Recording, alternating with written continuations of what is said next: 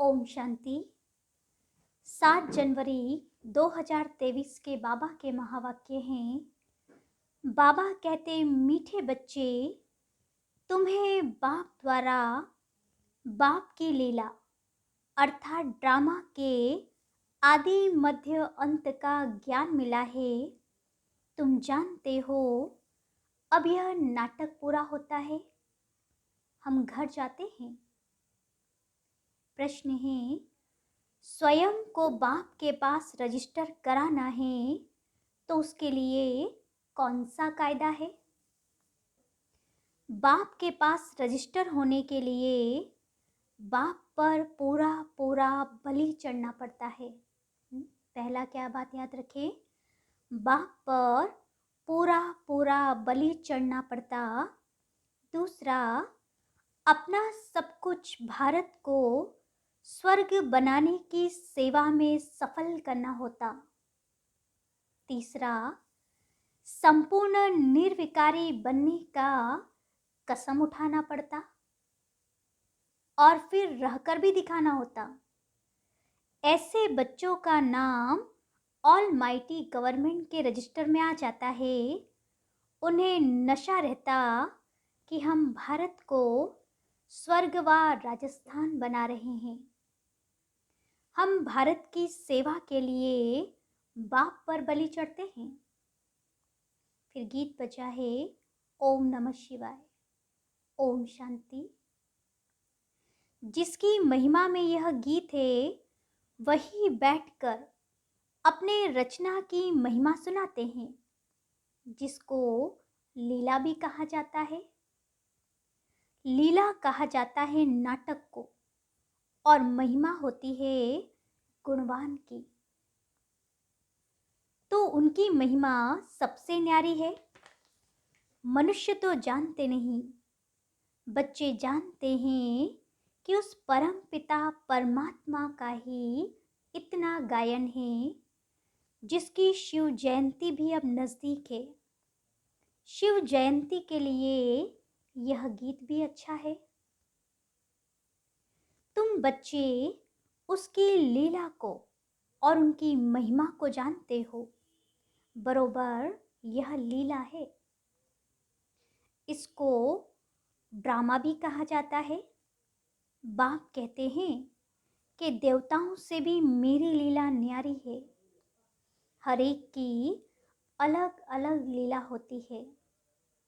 जैसे गवर्नमेंट में प्रेसिडेंट का, मिनिस्टर का मर्तबा अलग अलग है ना। अगर परमात्मा सर्वव्यापी होता तो सबकी एक एक्ट हो जाती। सर्वव्यापी कहने से ही भूख मरे हैं। कोई भी मनुष्य न बाप को न बाप की अपरंपार महिमा को जानते हैं। जब तक बाप को न जाने तब तक रचना को भी जान न सके। अभी तुम बच्चों ने रचना को भी जाना है। ब्रह्मांड सूक्ष्म वतन और मनुष्य सृष्टि का चक्र बुद्धि में फिरता रहता है। यह लीला अथवा रचना के आदि मध्य अंत की नॉलेज। इस समय दुनिया के मनुष्य है नास्तिक, कुछ भी नहीं जानते और गपोड़े कितने लगाते हैं। साधु लोग भी कॉन्फ्रेंस आदि करते रहते हैं। बेचारों को यह पता ही नहीं कि अब नाटक पूरा होता है। अभी कुछ टच होता है जबकि नाटक पूरा होने को आया है।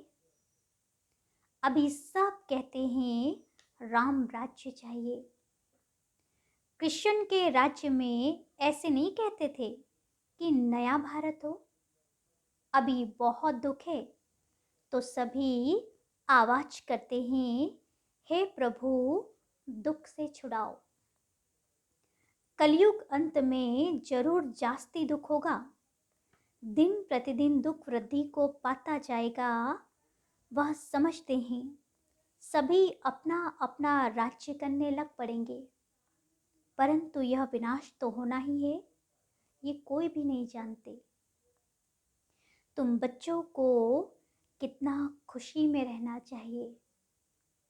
तुम किसको भी कह सकते हो कि बेहद का बाप स्वर्ग रचता है, तो बच्चों को भी स्वर्ग की बादशाही होनी चाहिए। भारतवासी खास इसीलिए याद करते हैं, भक्ति करते हैं, भगवान से मिलना चाहते हैं, श्री कृष्णपुरी में जाना चाहते हैं, जिसको ही स्वर्ग कहते हैं। परंतु ये नहीं जानते कि सतयुग में ही श्री कृष्ण का राज्य था। फिर अभी यह कलयुग पूरा होगा, सतयुग आएगा, तब फिर श्री कृष्ण का राज्य होगा। यह तो सभी जानते हैं कि शिव परमात्मा की सभी संतान हैं। फिर परमात्मा ने नई सृष्टि रची होगी, तो जरूर ब्रह्मा के मुख द्वारा रची होगी। ब्रह्मा मुख वंशावली तो जरूर ब्राह्मण कुलभूषण होंगे। वह समय भी संगम का होगा। संगम है कल्याणकारी योग, जब परमात्मा ने बैठ राजयोग सिखाया होगा। अभी हम हैं ब्रह्मा मुख वंशावली ब्राह्मण।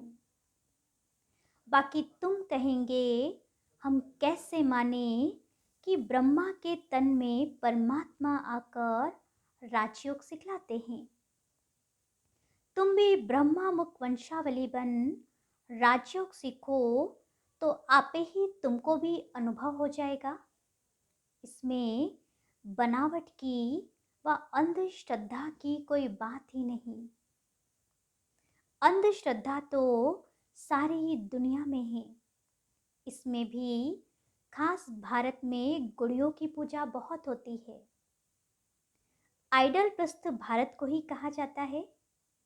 ब्रह्मा को कितनी भुजाएं देते हैं। अभी यह कैसे हो सकता है? हाँ, ब्रह्मा के बहुत बच्चे हैं। जैसे विष्णु को 4 भुजाएं दिखाते हैं, 2 लक्ष्मी की, 2 नारायण की।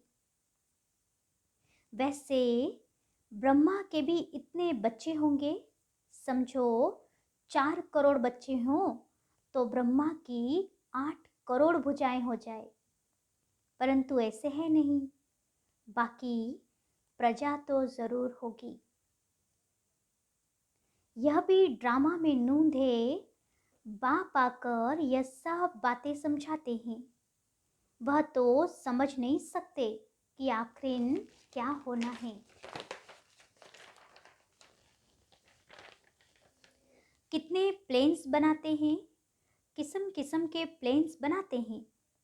यहाँ बाबा का तुम बच्चों के लिए एक ही प्लेन है और यह राजधानी स्थापन हो रही है। जो जितनी मेहनत कर आप सामान बनाएंगे, उतना ऊंच पद पाएंगे। बाप को नॉलेजफुल, ब्लिसफुल, रहमदिल कहते हैं। बाप कहते हैं मेरा भी ड्रामा में पार्ट है। माया सब पर बेरहमी कर रही है, हमको आकर रहम करना पड़ता है। इसीलिए सारी दुनिया उसको याद करती है, क्योंकि हर एक आत्मा को दुख से लिबरेट करने का काम सिर्फ बाबा ही करता है। तुम बच्चों को राजयोग भी सिखाता हूँ, सृष्टि चक्र का राज भी समझाता हूँ। नॉलेजफुल को ज्ञान का सागर कहा जाता है। तुम बच्चे जानते हो, किसी को समझा भी सकते हो। यहाँ अंधश्रद्धा की तो कोई बात ही नहीं। हम निराकार परम पिता परमात्मा को मानते हैं। पहले पहले उनकी महिमा करनी चाहिए। वह आकर राजयोग द्वारा स्वर्ग रचते हैं। फिर स्वर्गवासियों की महिमा करनी चाहिए। भारत स्वर्ग था तो सभी सर्वगुण संपन्न, 16 कला संपूर्ण थे। 5000 वर्ष की बात है, तो परमात्मा की महिमा सबसे न्यारी है। फिर है देवताओं की महिमा। इसमें अंधश्रद्धा की कोई बात नहीं। यहाँ तो सब बच्चे हैं, फॉलोअर्स नहीं हैं। यह तो फैमिली है। हम ईश्वर की फैमिली है। असल में तो हम सब आत्माएं परम पिता परमात्मा के बच्चे हैं। तो यह तो फैमिली है। तो फैमिली हुई ना। वह निराकार फिर साकार में आते हैं। इस समय यह वंडरफुल फैमिली है। इसमें संशय की बात ही नहीं। शिव की सभी संतान है। प्रजापिता ब्रह्मा की संतान भी गाए हुए हैं। हम ब्रह्मा कुमार कुमारियां हैं। नई सृष्टि की स्थापना हो रही है। पुरानी सृष्टि सामने है। पहले तो बाप की पहचान देनी है। ब्रह्मावंशी बनने बगैर बाप का वर्षा मिल न सके। ब्रह्मा के पास यह ज्ञान नहीं है। ज्ञान सागर शिव बाबा है। उनसे ही हम वर्षा पाते हैं। हम हैं मुख वंशावली। सभी राजयोग सीख रहे हैं। हम सबको पढ़ाने वाला शिव बाबा है, जो इस ब्रह्मा तन में आकर पढ़ाते हैं। यह प्रजापिता ब्रह्मा जो व्यक्त है, वह जब संपूर्ण बन जाते तब फरिश्ता बन जाते हैं। सूक्ष्म वतन वासियों को फरिश्ता कहा जाता है। वहाँ हड्डी मांस नहीं रहता। बच्चियां साक्षात्कार भी करती है। बाप कहते हैं, भक्ति मार्ग में अल्पकाल का सुख भी मेरे द्वारा ही तुमको मिलता है। दाता मैं एक ही हूँ, इसीलिए ईश्वर अर्पण करते हैं। समझते हैं ईश्वर ही फल देते हैं। साधु संत आदि का कभी नाम नहीं लेते हैं। देने वाला एक बाप है। करके निमित्त कोई द्वारा दिलाते हैं, उनकी महिमा बढ़ाने के लिए। वह सब है अल्पकाल का सुख। यह है बेहद का सुख। नए नए बच्चे आते हैं तो समझते हैं, जिस मत पर हम थे उनको फिर हम यह नॉलेज समझाए। इस समय सब माया की मत पर है। यहाँ तो तुमको ईश्वरीय मत मिलती है। यह मत आधा कल्प चलती है, क्योंकि सतयुग त्रेता में हम इसकी प्रारब्ध भोगते हैं। वहाँ उल्टी मत होती नहीं, क्योंकि माया ही नहीं है। उल्टी मत तो बाद में ही शुरू होती है। अब बाबा हमको आप समान त्रिकालदर्शी त्रिलोकी नाथ बनाते हैं। ब्रह्मांड का मालिक भी बनते हैं, फिर सृष्टि के मालिक भी हम बनते हैं। बाप ने बच्चों की महिमा अपने से भी ऊंच की है। सारी सृष्टि में ऐसा बाप कभी देखा जो बच्चों के ऊपर इतनी मेहनत करे और अपने से भी तीखा बनाए। कहते हैं, तुम बच्चों को विश्व की बादशाही देता हूँ, मैं नहीं भोगता, है ना। वो तो अभोक्ता है, इसलिए बाबा कहते तुम बच्चों को दे करके मैं चला जाता हूँ। बाकी दिव्य दृष्टि की चाबी मैं अपने हाथ में रखता हूँ। भक्ति मार्ग में भी मुझे काम में आती है। अब भी ब्रह्मा का साक्षात्कार कराता हूँ कि इस ब्रह्मा के पास जाकर राजयोग से भविष्य प्रिंस बनो। यह तो बहुतों को साक्षात्कार होता है। प्रिंस तो सभी ताज सहित होते हैं। बाकी बच्चों को ये पता नहीं पड़ता कि सूर्यवंशी प्रिंस का साक्षात्कार हुआ या चंद्रवंशी प्रिंस का। जो बाप के बच्चे बनते हैं वह प्रिंस प्रिंसेस तो ज़रूर बनेंगे, फिर आगे व पीछे।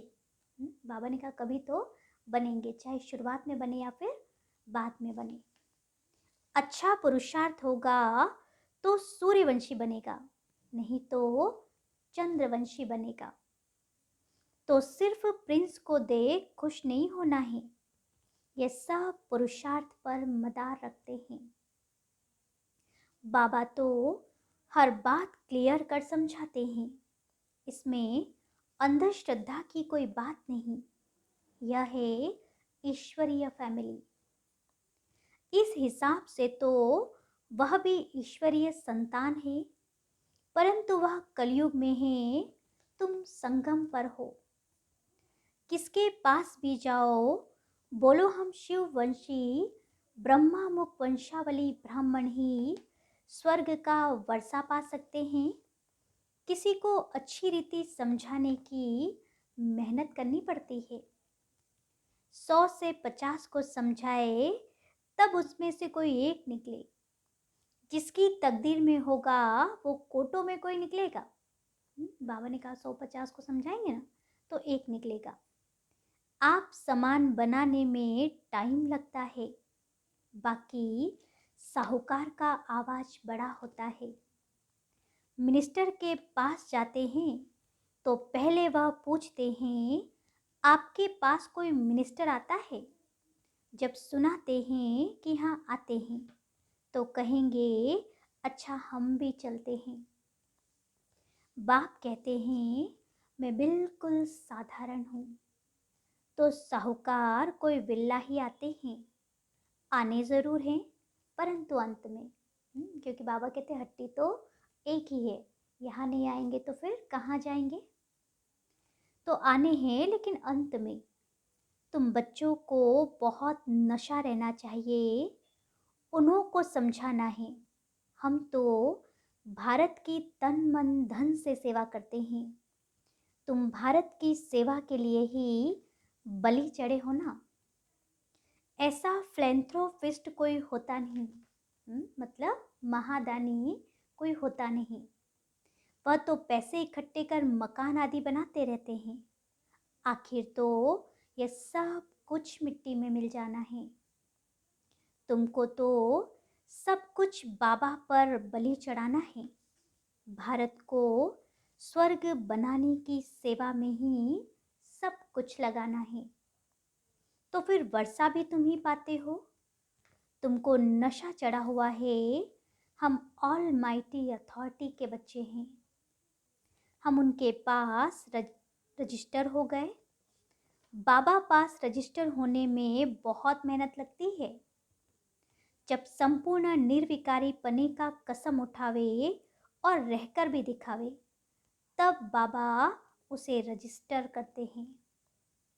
बच्चों को बहुत नशा रहना चाहिए। हम भारत को स्वर्ग व राजस्थान बना रहे हैं, तब हम उस पर राज्य करेंगे। अच्छा, मीठे मीठे सिकिलदे बच्चों प्रति माता पिता बाप दादा का याद प्यार और गुड मॉर्निंग। रूहानी बाप की रूहानी बच्चों को नमस्ते और हम रूहानी बच्चों की रूहानी बाप दादा को याद प्यार, गुड मॉर्निंग और नमस्ते। फिर धारणा के लिए मुख्य सार है। पहला, हम ईश्वरीय संतान एक ईश्वर की फैमिली के हैं। हमें अभी ईश्वरीय मत मिल रही है। इस रूहानी नशे में रहना है, उल्टी मतों पर नहीं चलना है। दूसरा है, भारत की सेवा के लिए ब्रह्मा बाप के समान पूरा पूरा बलि चढ़ना है। तन मन धन भारत को स्वर्ग बनाने में सफल करना है। पूरा पूरा फिलैंथ्रोपिस्ट या दानी बनना है।